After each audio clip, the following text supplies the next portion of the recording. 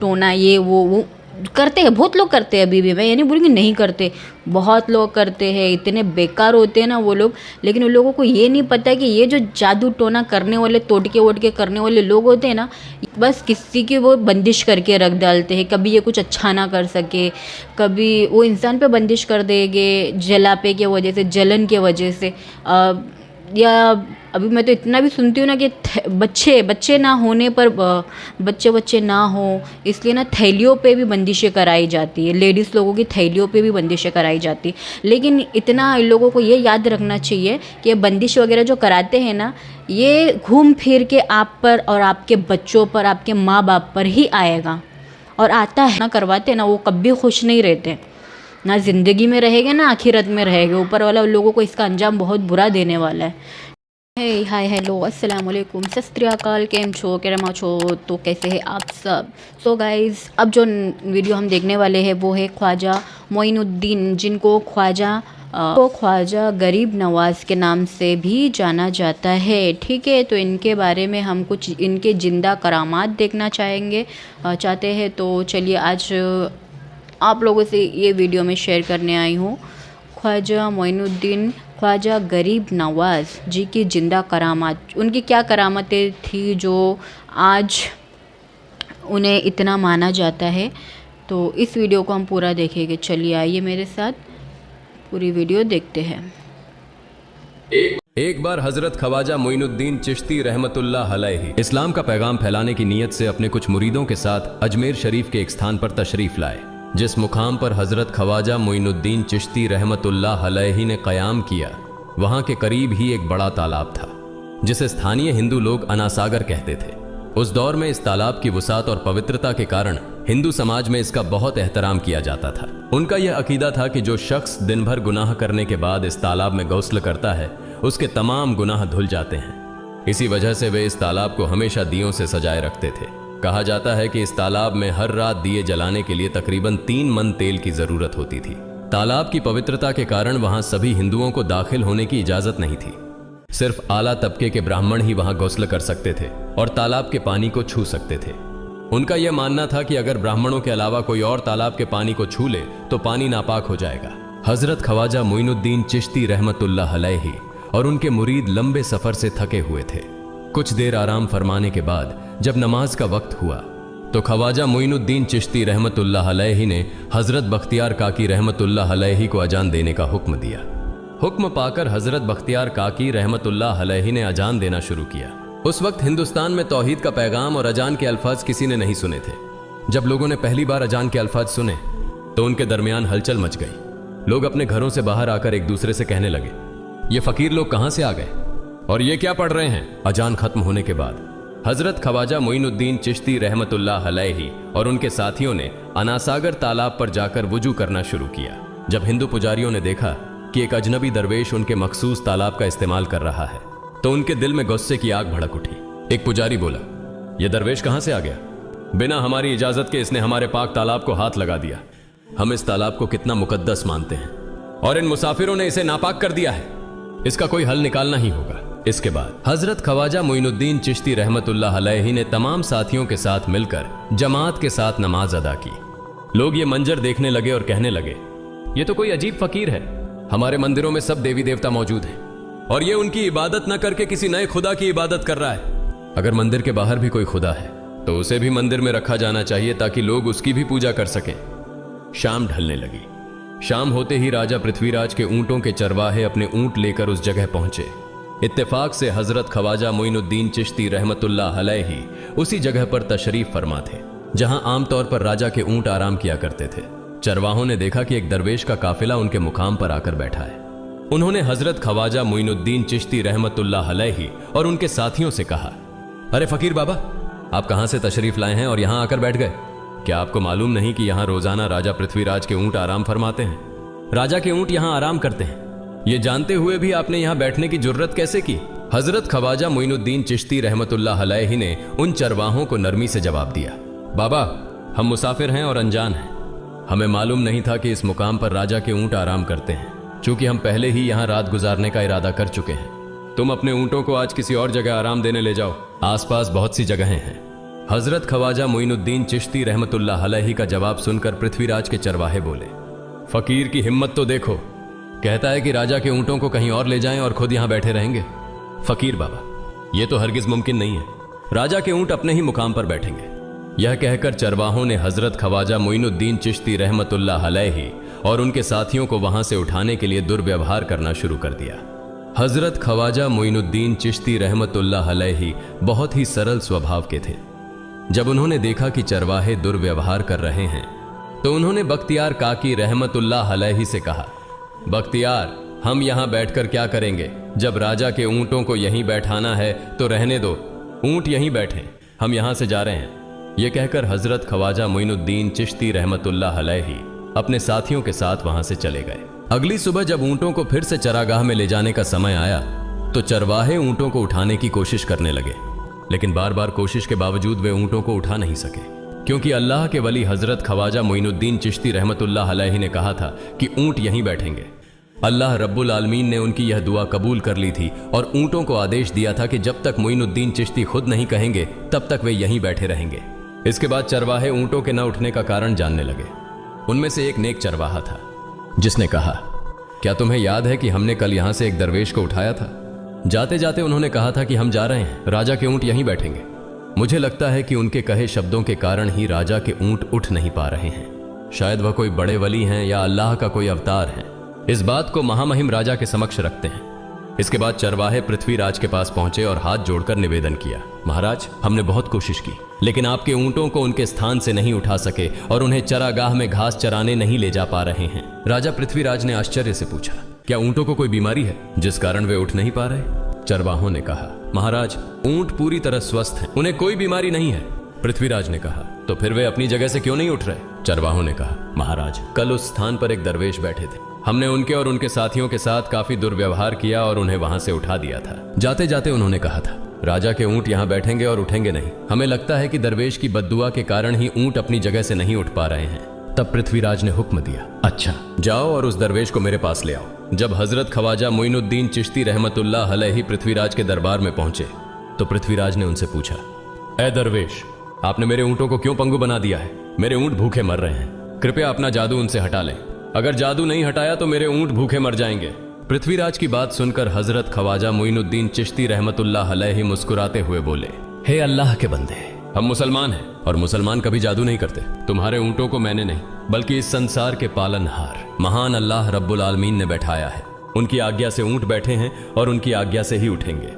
लेकिन मैं उस सर्वशक्तिमान से प्रार्थना कर सकता हूं कि वह तुम्हारे ऊंटों को उठने की अनुमति दे। इसके बाद हजरत ख्वाजा मोइनुद्दीन चिश्ती रहमतुल्लाह अलैहि ने अल्लाह से दुआ की, हे अल्लाह, इन ऊंटों को उनकी जगह से उठने की तौफीक दें। हजरत ख्वाजा मोइनुद्दीन चिश्ती रहमतुल्लाह अलैहि की दुआ करते ही चरवाहों ने देखा कि ऊंट अपनी जगह से उठकर चरागाह की ओर बढ़ने लगे। यह दृश्य देखकर चरवाहे चकित रह गए और हजरत ख्वाजा मोइनुद्दीन चिश्ती रहमतुल्लाह अलैहि की करामत की खबर पूरे अजमेर में फैल गई। जैसे जैसे हिंदुओं के बीच हजरत ख्वाजा मोइनुद्दीन चिश्ती रहमतुल्लाह अलैहि की करामत की बातें फैलने लगीं और इस्लाम की महानता उनके सामने प्रकट होने लगी, मंदिर के पुजारी भयभीत हो गए। वे सोचने लगे, अगर यही चलता रहा तो सभी हिंदू मुसलमान बन जाएंगे। तब वे पृथ्वीराज के पास पहुंचे और निवेदन किया, महाराज, ये दरवेश हमारे राज्य में अशांति फैला रहे हैं। यदि आपने अभी इनका कोई उचित समाधान नहीं निकाला तो ये दरवेश सभी हिंदुओं को मुसलमान बना देंगे और तब हमारे देवताओं की पूजा करने वाला कोई नहीं बचेगा। आप इन्हें यहां से भगा दें, नहीं तो ये हमें यहां से बाहर निकाल देंगे। महाराज, हम आपको एक और भयावह बात बताना चाहते हैं। ये दरवेश कहते हैं कि जिन मूर्तियों की हम पूजा करते हैं वे पूजनीय नहीं है। उनका कहना है कि ये केवल निर्जीव पत्थर है जिनमें कोई शक्ति नहीं है। ये साधारण लोगों को इस तरह की बातें बताकर भ्रमित करना चाहते हैं। सबसे आपत्तिजनक बात यह है कि ये दरवेश हर दिन 5 बार हमारे पवित्र तालाब में हाथ लगाकर उसे अपवित्र कर रहे हैं। पुरोहितों की बात सुनकर पृथ्वीराज ने हजरत ख्वाजा मोइनुद्दीन चिश्ती रहमतुल्लाह अलैहि को बुलाया। जब हजरत ख्वाजा मोइनुद्दीन चिश्ती रहमतुल्लाह अलैहि उनके दरबार में पहुंचे तो पृथ्वीराज ने कहा, ऐ दरवेश, हम देख रहे हैं कि आप गोमाता का मांस खाते हैं और हमारे देवताओं का अपमान करते हैं। हमारे धर्म के बारे में तरह तरह की उल्टी सीधी बातें कर रहे हैं। हम यह सहन नहीं कर सकते। हम यह भी देख रहे हैं कि आप हमारे पवित्र तालाब को अपने अपवित्र हाथों से खराब कर रहे हैं। आप तुरंत हमारे देश से चले जाएं। हजरत ख्वाजा मोइनुद्दीन चिश्ती रहमतुल्लाह अलैहि ने कहा, बाबा, हम लोग तो केवल वुजू करते हैं, नहाते नहीं। अगर पूरी देह के स्पर्श से आपके तालाब का पानी खराब नहीं होता है तो केवल हमारे हाथ और चेहरे के पानी से तालाब अपवित्र कैसे हो सकता है? यह सुनकर पृथ्वीराज ने कहा, वे सभी लोग हमारे धर्म के हैं, जबकि तुम लोग कहीं और से आ गए हो। तुम हमारे धर्म के नहीं हो, इसलिए तुम्हारे हाथ लगाने से हमारा तालाब अपवित्र हो जाता है। तब हजरत ख्वाजा मोइनुद्दीन चिश्ती रहमतुल्लाह अलैहि ने कहा, अच्छा बाबा, हम अब आपके तालाब के पानी को हाथ नहीं लगाएंगे, लेकिन हमें पानी की जरूरत है, तो हम चाहते हैं कि केवल एक बर्तन में पानी ले लें। पृथ्वीराज ने कहा, ठीक है, तुम पानी ले सकते हो, लेकिन तुम्हारा बर्तन तालाब में लगे, तुम्हारे हाथ नहीं। अगर तुम्हारे हाथ स्पर्श करें तो हम इसके खिलाफ सख्त कार्रवाई करेंगे। राजा के साथ सहमति के बाद हजरत ख्वाजा मोइनुद्दीन चिश्ती रहमतुल्लाह अलैहि ने अपने मुख्य खलीफा बख्तियार काकी रहमतुल्लाह अलैहि से कहा, बख्तियार, जाओ और राजा के तालाब से एक बर्तन में पानी ले आओ, लेकिन बहुत सावधानी से पानी लेना ताकि तुम्हारा हाथ तालाब के पानी को छू न सके। बख्तियार काकी रहमतुल्लाह अलैहि हजरत ख्वाजा मोइनुद्दीन चिश्ती रहमतुल्लाह अलैहि के आदेश का पालन करते हुए आना सागर से पानी लेने गए। उन्होंने बर्तन को तालाब में डुबोया और उनका हाथ पानी को नहीं छू सका, क्योंकि चमत्कारवश पूरा तालाब एक छोटे बर्तन में समा गया। आना सागर पूरी तरह से सूख गया और उसकी तली में केवल सूखी रेत दिखाई देने लगी। जब पुरोहितों ने देखा कि उनके पवित्र तालाब में एक भी बूंद पानी नहीं बची है और वह मरुस्थल की तरह सूख गया है, तो वे घबराते हुए राजा पृथ्वीराज के पास गए और बोले, महाराज, यह तो भारी संकट हो गया है। पृथ्वीराज ने पूछा, क्या हुआ? पुरोहितों ने कहा, उस दरवेश ने हमारे पूरे तालाब का पानी ले लिया है। अब हमारे पवित्र तालाब में एक बूंद भी पानी नहीं है। अगर इस तालाब में पानी नहीं होगा तो हम अपने पापों का प्रायश्चित कैसे करेंगे? दूर दूर से हजारों हिंदू लोग इस तालाब में स्नान करने आते हैं ताकि वे अपने पाप धो सकें। अगर पानी नहीं रहेगा तो वे यहां आना बंद कर देंगे, जिससे हमारा बड़ा नुकसान होगा और अजमेर की मान मर्यादा मिट्टी में मिल जाएगी। पृथ्वीराज गहरे विचार में पड़ गए। वे हजरत ख्वाजा मोइनुद्दीन चिश्ती रहमतुल्लाह अलैहि के खिलाफ कोई कठोर कदम उठाने से झिझक रहे थे, क्योंकि उन्हें आशंका थी कि अगर उन्होंने दरवेश के खिलाफ सैनिक भेजे और दरवेश ने सैनिकों पर भी जादू कर दिया तो उनकी परेशानी और बढ़ जाएगी। इसलिए उन्होंने कहा, तुम लोग जाओ और उस दरवेश को मेरे पास बुला कर लाओ। मैं देखता हूं कि वह क्या चाहता है। अगर उसकी मांग उचित होगी तो हम उसे मान लेंगे, और यदि उचित नहीं हुई तो हम माफी मांगकर अपना तालाब का पानी वापस ले लेंगे। जब हजरत ख्वाजा मोइनुद्दीन चिश्ती रहमतुल्लाह अलैहि पृथ्वीराज के दरबार में पहुंचे तो पृथ्वीराज ने कहा, ऐ बाबा, आपने हमारे तालाब का सारा पानी ले लिया है, हम अपने पापों का प्रायश्चित कैसे करेंगे? पूरे दिन के पाप हम इस तालाब में स्नान करके धोते हैं। अगर तालाब में पानी नहीं होगा तो हम अपने पाप कैसे धोएंगे? हजरत ख्वाजा मोइनुद्दीन चिश्ती रहमतुल्लाह अलैहि ने उत्तर दिया, देखो बाबा, तुम्हारे पास आना सागर है, पर दुनिया के हर कोने में ऐसा तालाब नहीं है, तो क्या वे लोग अपने पाप कैसे धोएंगे? पापों को धोने की ताकत इस तालाब के पानी में नहीं है। पापों को माफ करने वाला केवल अल्लाह है, जिसने आकाश, धरती और पूरी सृष्टि बनाई है। उसकी इजाजत के बिना एक पत्ता भी नहीं हिलता। इसलिए मैं तुम्हें इस भ्रम को छोड़कर सही राह पर आने की दावत देता हूं। वहां मौजूद हजारों हिंदू हजरत ख्वाजा मोइनुद्दीन चिश्ती रहमतुल्लाह अलैहि की बातें मंत्रमुग्ध होकर सुन रहे थे। इसके बाद उन्होंने कहा, जाओ बख्तियार, जिस बर्तन में तुमने तालाब का पानी लिया था उसे वापस तालाब में डालाओ। बख्तियार काकी रहमतुल्लाह अलैहि हजरत ख्वाजा मोइनुद्दीन चिश्ती रहमतुल्लाह अलैहि के हुक्म से आना सागर में बर्तन का पानी डालने गए। जैसे ही बर्तन का पानी तालाब में डाला, आना सागर फिर से पानी से लबालब भर गया। इस चमत्कार को देखकर वहां मौजूद कई हिंदुओं ने कलमा पढ़कर इस्लाम कबूल कर लिया। यह देखकर हिंदू पुरोहितों और पंडितों की चिंता बढ़ गई। वे पृथ्वीराज के पास गए और बोले, महाराज, यदि अब कोई उपाय नहीं किया गया तो सारे हिंदू मुसलमान हो जाएंगे।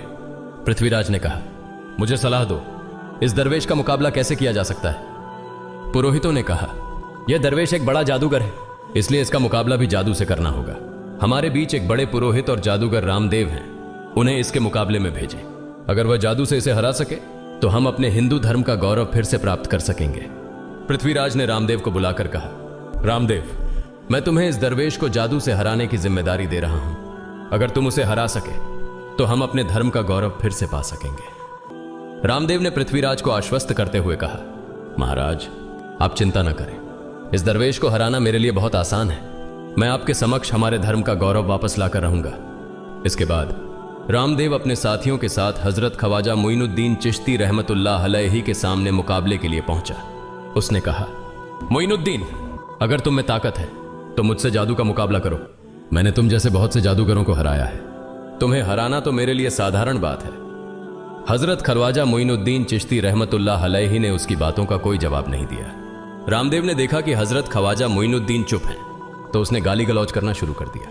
जब रामदेव अपनी हदें पार कर गया तो हजरत ख्वाजा मोइनुद्दीन ने उसकी आंखों में देखते हुए कहा, रामदेव, तू चिल्ला रहा है, लेकिन मैं तेरे माथे पर ईमान की रोशनी देख रहा हूं। हजरत ख्वाजा मोइनुद्दीन चिश्ती रहमतुल्लाह अलैहि की यह बात सुनते ही रामदेव कांपने लगा और उसी क्षण अल्लाह रब्बुल आलमीन ने उसके दिल में ईमान की रोशनी डाल दी। रामदेव हजरत ख्वाजा मोइनुद्दीन चिश्ती के चरणों में गिर पड़ा और बोला, हे अल्लाह के वली, मैंने आपके साथ बहुत बेअदबी की है, मुझे माफ करें और मुझे कलमा पढ़ाकर इस्लाम की राह दिखाएं। हजरत ख्वाजा मोइनुद्दीन चिश्ती रहमतुल्लाह अलैहि ने रामदेव को कलमा पढ़ाया और उनका नाम रखा मोहम्मद सादिक। इतिहास बताता है कि बाद में रामदेव मोहम्मद सादिक के रूप में एक बड़े अल्लाह के वली बन गए। प्रिय पाठकों, सोचें, जो रामदेव हजरत ख्वाजा मोइनुद्दीन चिश्ती को पराजित करने आए थे, वही अब उनके हाथ में हाथ देकर इस्लाम की शांति की छांव में आ गए। यह अल्लाह रब्बुल आलमीन का चमत्कार और शक्ति है, जो जिसे चाहे हिदायत दे सकता है। आमीन।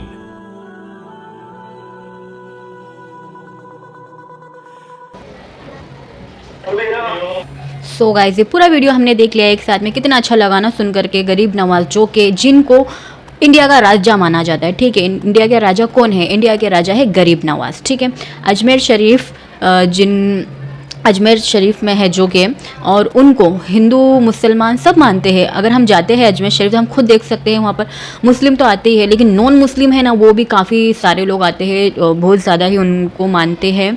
और क्योंकि वो एक बहुत ही अच्छे इंसान थे और उनके ज़िंदा करामात भी बहुत सारे हैं ऐसे। ये तो एक छोटा सा उनकी ज़िंदगी का छोटा सा हिस्सा है जो कि मैंने आप लोगों से शेयर की हूँ, लेकिन ऐसे कई सारे करामात हैं जो मैं आप लोगों से धीरे धीरे करके अब ऐसे ही वीडियो में लाते रहूँगी। बस आप लोग मुझे सपोर्ट करते रहना और मेरे चैनल को सब्सक्राइब करना, लाइक करना। मेरे जो भी वीडियोज़ आते हैं, आप लोगों के जो आप लोग मुझे लाइक करते हो ना मेरे वीडियोज़ को और कमेंट करते हो अच्छे अच्छे प्यारे प्यारे बहुत सारे, तो बस उसी से मुझे जो है ना मोटिवेशन मिलता है कि मैं आप लोगों के लिए काम करूँ, ठीक है। आप लोगों के लिए मैं कैमरे के सामने आऊँ। अगर मुझे लाइक नहीं मिले, मुझे आप लोगों की तरफ से अच्छे कमेंट्स ना आए ना, तो मैं ये हिम्मत नहीं कर पाऊँगी कि मैं वीडियोज़ वगैरह आप लोगों के लिए बना सकूँ। तो आप लोग मुझे लाइक कीजिए, मेरे चैनल को लाइक कीजिए, ओके और कमेंट करना, सब्सक्राइब करना अगर आपने सब्सक्राइब नहीं किया और आपको ऐसा लगता है कि हाँ ये वीडियो यूज़फुल है, अच्छा है, कुछ जानकारी इसमें अच्छी है, तो आप अपनों से ज़रूर शेयर करें, ठीक है। आपकी फैमिली से, आपके फ्रेंड सर्कल से, और चाहो तो अपने दुश्मनों से भी शेयर कर सकते हो ये सब क्या देखना पड़ रहा है? अच्छा है मैं अंधा हूँ। सो गाइस, ये तो मेरा डायलॉग हो ही गया है भाई। कर दो, दुश्मनों से भी कर दो, शेयर कर दो, बिंदास, डरने का नहीं, डरने का सिर्फ ऊपर वाले से, और किसी से भी डरने की ज़रूरत नहीं है। कोई हमारा बाल भी बाका नहीं कर सकता, ठीक है। हाँ, तो देखो सीधी सी बात है भाई, गरीब नवाज जो थे वो थे इंडिया के राजा, है ना, जो थे नहीं अभी भी है, अभी भी बहुत है उनके चाहने वाले, ठीक है। ट्रेन भर भर के जाते हैं, ट्रेन भर भर के जाते हैं, ट्रेन भर भर के जाते हैं।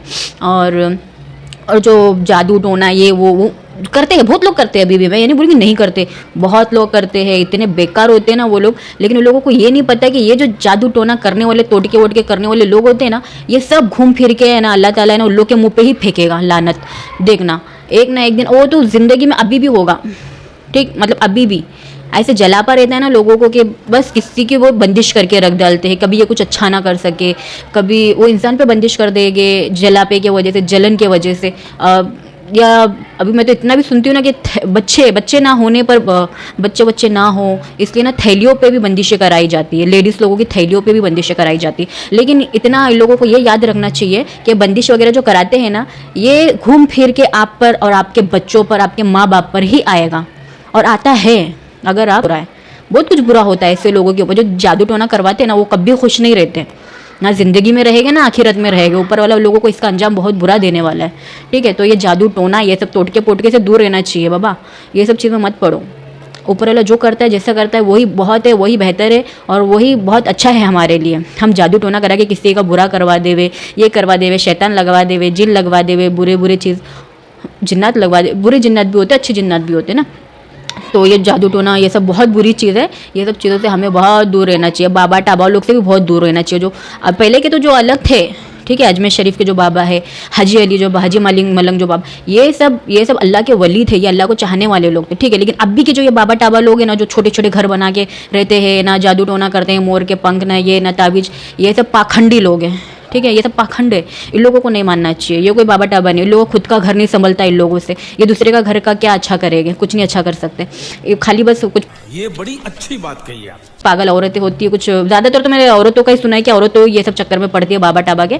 तो ये बाबा के चक्कर में ना औरतें अपने आदमी का पैसा ले लेके जाके डालती है, बस फिजूल फालतू में, कुछ काम नहीं होता ये सब चीज़ों से, तावीज़ टोटका ये सब चीज़ बिल्कुल भी नहीं होता। मांगो भाई, बेटे बेटे अल्लाह से मांगो ना, देखो फिर कैसे काम तुम्हारा बनता। तो बस अभी इतना ही कहना चाहूँगी, बहुत लंबा वीडियो हो जा रहा है। लाइक सपोर्ट बहुत ज़रूरी है आप लोगों का, कमेंट करना बहुत ज़रूरी है। आप लोग कमेंट करने से मुझे बहुत मोटिवेशन मिलता है कि मैं आप लोगों के लिए ऐसे वीडियोस बना सकूँ। हिम्मत करके बैठती हूँ मैं, बहुत हिम्मत करके बैठती हूँ वीडियोस बनाने के लिए। तो आप लोग बस सपोर्ट करते रहिए। बाय, अल्लाह हाफिज़, अपना ख्याल रखना, दुआओं में याद रखना। फिर मिलूंगी नेक्स्ट वीडियो में। जय भारत, जय हिंद, जय महाराष्ट्र।